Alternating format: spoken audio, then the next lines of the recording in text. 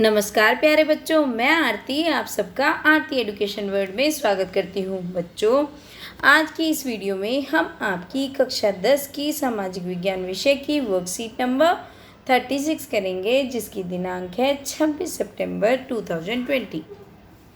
Student, जैसे आप जानते हैं, हम पढ़ रहे हैं इतिहास का एक टॉपिक, यूरोप में राष्ट्रवाद का उदय। काफ़ी चीज़ें हम इसके बारे में जान चुके हैं। आज हम जानेंगे राज्य की दृश्य कल्पना। अब आप समझिए, आप इसको इस तरीके से समझिए। पहले एक क्वेश्चन का आंसर दीजिए। अगर मैं बोलूँ कि हमारा देश भारत को आपको प्रेजेंट करना है किसी गाने में या किसी नाटक में, नुक्कड़ नाटक खेलते हैं, कोई किसी में भी अगर आपको भारत माता को दिखाना है या भारत को दिखाना है, तो आप भारत माता दिखाओगे, भारत पिता, भारत माता, और किसी लड़की को बनाओगे, किसी लड़के को भारत। तो हम क्या करते हैं, एक लड़की को दिखा देते हैं। तो ऐसा कुछ 18वीं और 19वीं शताब्दी में हुआ। देखो, आप देखिए कैसे 18वीं और 19वीं शताब्दी में कलाकारों ने राष्ट्र को कुछ यूं चित्रित किया जैसे वह कोई व्यक्ति हो, मतलब कोई इंसान दिया। राष्ट्र को नारी भेष में प्रस्तुत किया गया, मतलब इंसान तो बनाया, ऐसा नहीं है कि कोई दूसरा जानवर बना दिया, शेर है या चीता है। कैसे, मतलब उसको एक इंसान का रूप दिया, और वो भी स्पेशली किसका, नारी का, है ना, एक स्त्री का रूप दिया। राष्ट्र को व्यक्ति का जामा पहनाते हुए किसी नारी रूप को चुना गया। वह असल जिंदगी में कोई खास महिला नहीं थी। ऐसे नहीं कि किसी स्पेशल महिला को, जैसे ऐश्वर्या राय को बना दे या मदर टेरेसा को बना दे, ऐसा कुछ भी नहीं। मतलब एक कॉमन, जो राष्ट्र की अमूर्त विचार को ठोस रूप प्रदान करने का प्रयास करा गया। मतलब एक जो वो राष्ट्र को एक पिक्चर देना चाहते थे, एक वो देना चाहते थे कि एक इमेज देना चाहते थे, तो वो इमेज दे दी गई कि भारत, या भारत की तो मैं आपको एग्जाम्पल दे रही हूँ कि वो देश इस तरीके से है। मतलब यानी नारी की छवि राष्ट्र का रूपक बन गई।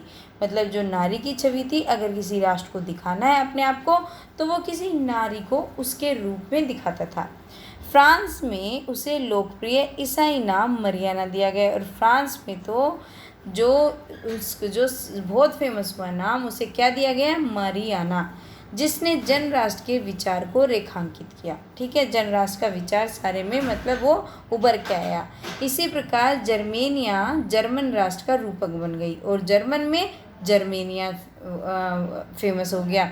अब देखते हैं फ्रैंकफर्ट संसद क्या है, ये देख लेते हैं।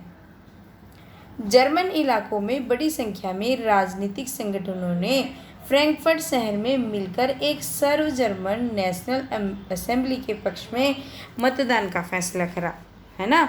जो बहुत सारे लोग थे, उन्होंने जो राजनीतिक संगठन थे वहाँ पे, जैसे पॉलिटिकल पार्टीज होती हैं, इस तरीके से उन्होंने क्या करा कि एक सर्व जर्मन नेशनल असेंबली बनाई जाएगी।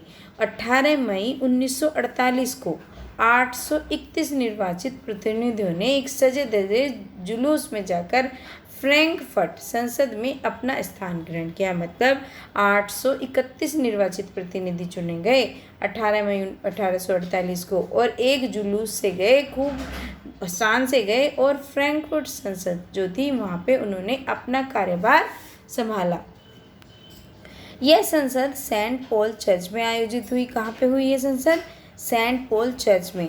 उन्होंने एक जर्मन राष्ट्र के लिए एक संविधान का प्रारूप तैयार करा कि जर्मन राष्ट्र के लिए क्या संविधान होगा, क्या रूल होंगे, क्या कानून होंगे, ये बनाया। उसका प्रारूप होता है किसी फॉर्मेट बनाना, मतलब ऐसे ऐसे होगा। इस राष्ट्र की अध्यक्षता एक ऐसे राजा को सौंपी गई जिसे संसद के अधीन रहना था। मतलब ऐसा नहीं कि राजा अपनी मनमानी करेगा, जो रूल होंगे, जो संसद होगी, उसके अकॉर्डिंगली वो राजा चलेगा। जब प्रतिनिधियों ने प्रशा के राजा फेडरिक विल्हेम चतुर्थ को ताज पहनाने की पेशकश की, जो ये प्रतिनिधि थे, इन्होंने प्रशा के जो राजा थे फेडरिक विल्हेम फोर्थ, उनको ताज पहना कि इनको ताज पहनाया जाना चाहिए, तो उसने उसे स्वीकार कर उन राजाओं का साथ दिया जो निर्वाचित सभा के विरोधी थे। और उसने क्या करा, उसने मना कर दिया कि भाई मैं नहीं बनूंगा। और जो दूसरे राजा थे, जो ये कह रहे थे कि निर्वाचित सभा नहीं होनी चाहिए, उन लोगों का साथ दिया कि भाई मैं नहीं बनता, मैं तो इनके साथ हूँ। जहाँ कुलीन वर्ग और सेना का विरोध बढ़ गया, अब जो कुलीन वर्ग था, है ना, जो मतलब जिनके पास पावर थी, अब वो इसके अगेंस्ट हो गए। वहीं संसद का सामाजिक आधार कमजोर हो गया। जो संसद का जो सामाजिक आधार बना था वो वीक पड़ता चला गया। संसद में मध्य वर्गों का प्रभाव अलग था। जो बीच के वर्ग होते हैं, मतलब ना ज़्यादा ऊपर वाले ना ज़्यादा नीचे वाले, जिन्होंने मजदूर और कारीगरों की मांगों का विरोध किया, जिससे वे उनका समर्थन खो बैठे। क्योंकि वो बीच वाले थे, तो जो छोटे तबके के लोग थे, मजदूर और कारीगर, उनकी मांगों का उन्होंने माना नहीं। तो फिर क्या हुआ, उन्होंने भी उनका साथ नहीं दिया। भाई वो क्यों देंगे जब उनकी मांग नहीं मान रहे। अंत में सैनिकों को बुलाया गया और असेंबली भंग होने पर मजबूर हो गई। अब सैनिकों को बुला लिया गया और जो असेंबली है वो चल नहीं पाई, उसे भंग करना पड़ा। ठीक है, ये थी फ्रैंकफर्ट संसद। अब राष्ट्रवाद के उदय में महिलाओं का क्या क्या योगदान हुआ रहा, चलिए देखते हैं। सबसे पहला योगदान तो ये था महिलाओं का राजनीतिक संगठन का निर्माण करा। समाचार पत्रों के प्रकाशन में महिलाओं का योगदान रहा।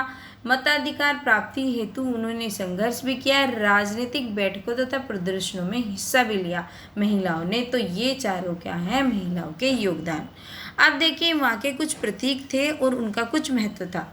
जैसे एक प्रतीक है आपका टूटी हुई बेड़ियाँ। अगर टूटी हुई बेड़ियाँ हैं तो उसका मतलब है आज़ादी मिल गई। जब बेड़ियाँ हैं और बेड़ियाँ टूट गई तो इसका मतलब फ्री हो गए, आज़ाद हो गए, तो आज़ादी मिलना। बाज छाप वाला कवच। अगर बाज छाप वाला कवच बना हुआ है, इसका मतलब है जर्मन समुदाय की प्रतीक शक्ति। मतलब ये है जर्मन समुदाय की जो प्रतीक शक्ति है उसको दर्शाया जा रहा है। बलूत पत्तियों का अगर मुकुट है, उसका मतलब है वीरता। तलवार का मतलब है मुकाबले की तैयारी, तलवार से ही होगी, इसलिए ऐसा चिन्ह रखा। सबके सोचे समझे चिन्ह थे। तलवार पर लिपटी जैतून की अगर डाली है तो इसका मतलब है तलवार पर लिपटी हुई है, मतलब वो तलवार को चलने नहीं देना चाहती, इसका मतलब उसको शांति की चाह है। ठीक है। काला, लाल और सुनहरा तिरंगा है, ये था उदारवादी जो राष्ट्रवादी थे उनका झंडा, है ना। लाल, काला और सुनहरा। उगते सूर्य की किरणें मतलब नए युग की शुरुआत। तो सबसे कोरिलेट कर रही हैं चीज़ें, जैसा होना चाहिए उस तरीके का उन्होंने प्रतीक चिन्ह रखा।